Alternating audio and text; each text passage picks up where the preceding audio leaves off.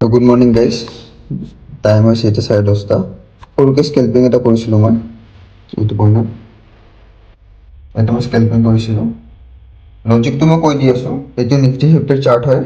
স্কেল্পিং এটা কৰিছিলোঁ মই। ইয়াতে 0.5 লেভেলৰ ব্ৰেকআউট দিছিলে আৰু তলত আছে চাইক'লজিকেল লেভেল। এইটো পইণ্টত চাইক'লজিকেল লেভেল হয়। মাৰ্কেট তললৈ অহাৰ চান্স 100% আছিলে। 0.5 লেভেল ব্ৰেকআউট কৰাৰ লগে লগে মই এটা স্কেল্প কৰিলোঁ। এণ্ট্ৰি পইণ্ট ইয়াতে আছিলে, ইয়াতে প্ৰফিট বুক কৰিলোঁ মই। প্ৰফিটটো দেখাই দি আছোঁ।